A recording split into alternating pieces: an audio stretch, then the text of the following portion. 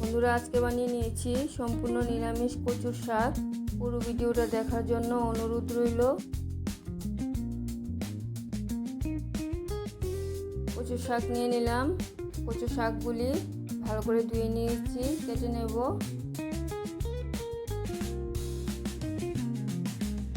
সবগুলি কচুর শাক কেটে নিয়েছি, আরেকবার ধুয়ে নেব।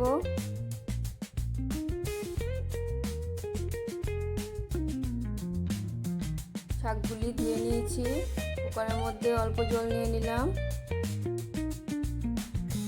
আর জলটার মধ্যে সামান্য লবণ দিয়ে দিলাম।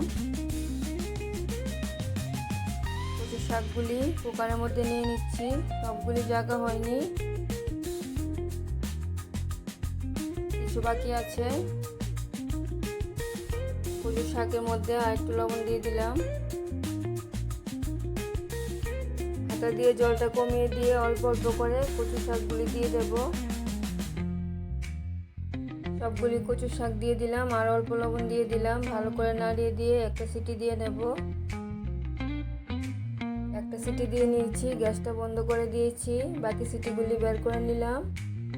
কচু শাকটা সিদ্ধ হয়ে গেছে, জলটা ঝরিয়ে নেব।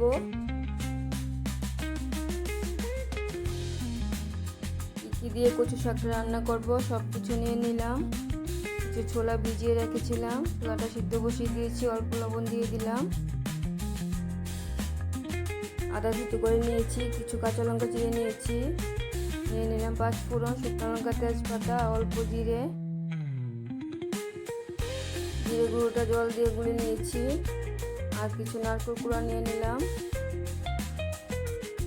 কড়াইটা বসিয়ে দিয়েছি, কড়াইয়ের মধ্যে সরিষার তেল দিয়ে দিলাম। কচু শাক সরিষার তেল দিয়ে রান্না করলে খেতে ভালো লাগে। তেলটা গরম হয়ে গেলে ফোড়নগুলি দিয়ে দেব। ফোড়নগুলি ভাজা হয়ে যখন খুব সুন্দর মিষ্টি গন্ধ বেরোবে, আদা কাঁচা লঙ্কাটা দিয়ে দেব। প্রথমে আদাটা দিয়ে দিলাম, তারপর কাঁচা লঙ্কাটাও দিয়ে দিলাম। আদা কাঁচা লঙ্কাটা হালকা ভেজে জিরে গুঁড়োটা দিয়ে দেব।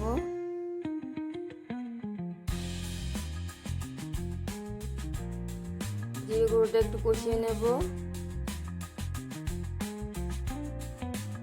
জিরে গুঁড়োটা কষিয়ে নিয়েছি, নারকেল কুড়াটা দিয়ে দিলাম। মশলার সাথে নারকেল কুড়াটা একটু কষিয়ে নেব।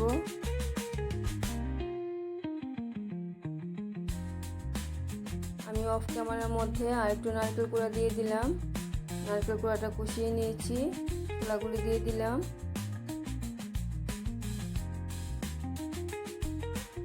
ছোলাগুলি নারকেল কুড়ার সাথে একটু কষিয়ে নিচ্ছি। নারকেল কুড়ার মধ্যে হলুদটা দিয়ে দিলাম।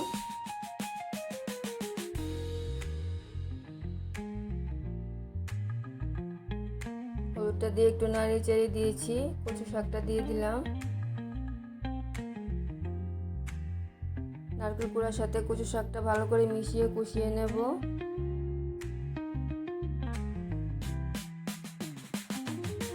আমি কচু শাকের মধ্যে তেল কম দিয়েছি, কারণ নারকেল কুড়া দিয়েছি। নারকেল কুড়াটা ভাজা হতে হতে একটু তেল বেরোবে, তাই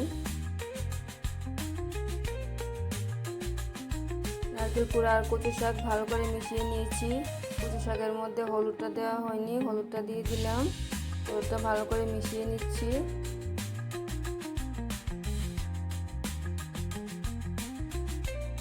গ্যাসের আঁচটা মিডিয়ামে রেখে কচু শাকটা ভালো করে কষিয়ে নিচ্ছি।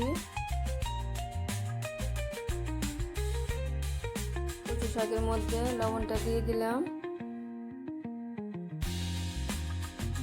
বন্ধুরা, তোমরা কমেন্টে বলবে এগুলি কি কচু শাক। আমরা এই কচুকে বলি মদন কচু শাক।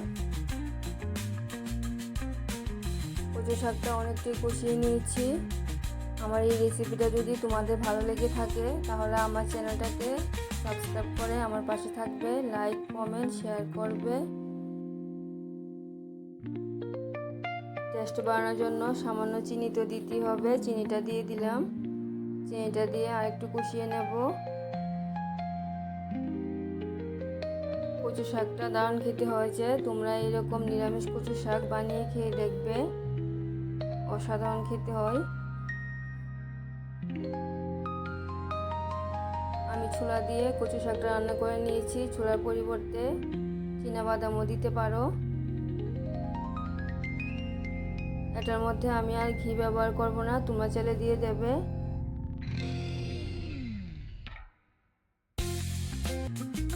কচু শাকটা খুব ভালো, হাতও ধরেনি, গলায়ও ধরেনি।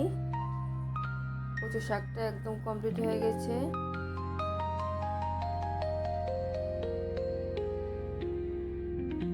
আবার দেখা হচ্ছে পরের ভিডিওতে। সবাই ভালো থাকবে, সুস্থ থাকবে। ধন্যবাদ সবাইকে।